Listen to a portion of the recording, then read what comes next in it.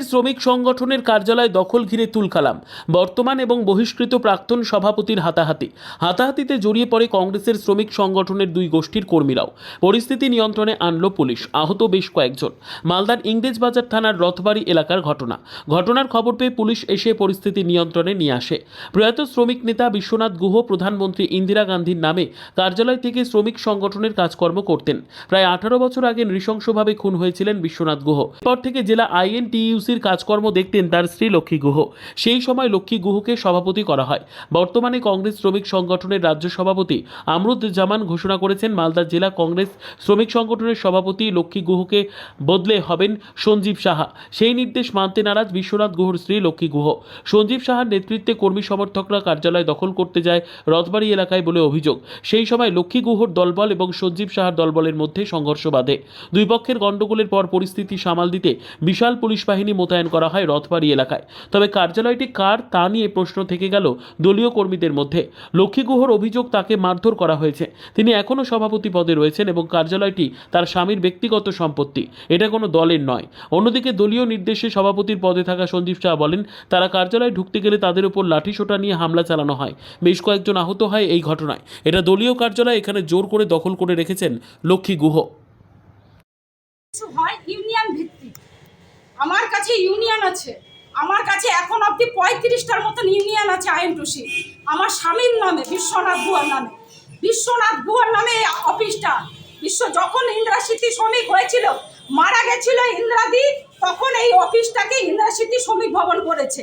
এই বিশ্বনাথ গুহর এই অফিসটা বিশ্বনাথ গুহর নামে। আজকে আমি হঠাৎ করে এসেছি, আমি আমার দল কম করে 30 জন নিয়ে এসছে। আমি অফিসে প্রত্যেক দিনের ন্যায় এরকমই অফিসে বসে আছি। আমাকে এসে বেধড়ক সঞ্জীব, বাবুল এবং ভিডিও, বিগত দিনে ওদের নামে 7 বার কেস করা হয়েছে ইংরেজবাজার থানাতে। এখন অবধি কেস চলছে। আজকে যদি আমি কারো পৈতৃক সম্পত্তি দখল করতে যাই, হাইট ভবন দখল করতে যাই, তাহলে কি আমাদের হাইট ভবন হয়ে যাবে? আজকে বিশ্বনাথ গুহর সম্পত্তি আজকে যদি দখল করে, আজকে বিশ্বনাথ গুহর সম্পত্তি কি আইএনটিইউসি হয়ে যাবে? আমি সেটাই জানতে চাই প্রশাসনের কাছে।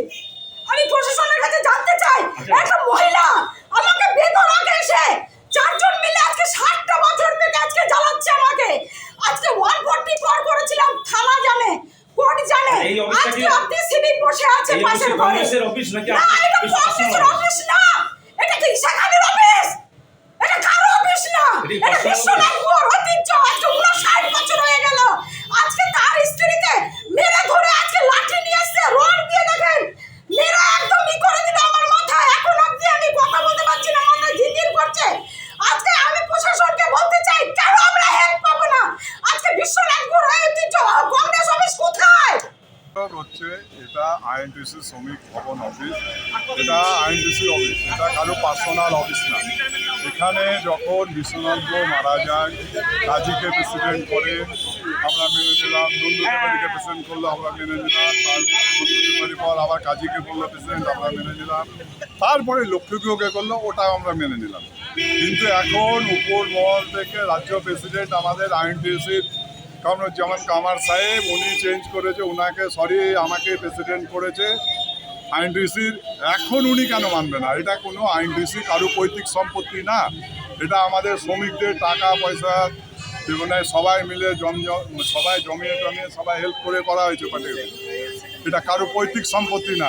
এখন ওদের দলের মধ্যে কি লড়াই হচ্ছে এটা আমাদের দেখার বিষয় নয়। তবে এটা বলতে পারি, বিশ্বনাথ গুহ আমি একসঙ্গে আমরা লেবার সেল করছি। যখন ইন্দিরা গান্ধী হেরে গেলেন তখন লেবার সেল হলো, তখন আইএনটিইউসি ছিল না। পরবর্তীকালে আইএনটিইউসি হলো। লেবার সেল থাকতেই ওই জায়গা খাস জায়গা ছিল এবং ডিচ, সেটা মাটি ভরে একটা চাটার ঘর করেছিলাম আমরা, সেখানে অফিস চালাতাম। পরবর্তীকালে বিশ্বনাথ গুহ আইএনটিইউসি হয়ে অফিস আছে, সবাই মিলে টাকা দিয়ে ওইটা ঘর হয়েছিল। এটা বিশ্বনাথ গুহর একার নয়, এটা পৈতৃক সম্পত্তি নয়। আজকে রথবাড়ি মোড়ে প্রয়াত বিশ্বনাথ গুহ, যিনি স্ত্রী লক্ষ্মী গুহর ওপরে ঈশা খানের নেতৃত্বে সেখানকার কংগ্রেসের লোকেরা তাকে মারধর করেছে। আমরা ভারতীয় জনতা পার্টির পক্ষ থেকে বলতে চাই যে কংগ্রেস দলটা, ইনারা কোনোদিন কোনো মহিলাকে ইনারা কিন্তু সম্মান করতে জানেন না। আজকে আবার প্রমাণ হলো যে তৃণমূল কংগ্রেস এবং কংগ্রেস দল একইভাবে মহিলাদের উপর অত্যাচার করে, মহিলাদের উপরে তাদের যে নারকীয় অত্যাচার আমরা আজকে আবার রথবাড়ি মোড়ে দেখতে পেলাম। আমরা ধিক্কার জানাই ভারতীয় জনতা পার্টির পক্ষ থেকে, একটা মহিলা হিসাবে, কোনো রাজনৈতিক দল না।